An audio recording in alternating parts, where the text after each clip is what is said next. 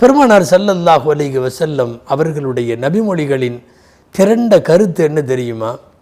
மனைவி வேலைக்காரி அல்ல, மனைவி சமைத்து போட வேண்டியவள் அல்ல, மனைவி துவைத்து போட வேண்டியவள் அல்ல. அவர்கள் செய்கிறார்கள், அது வேறு.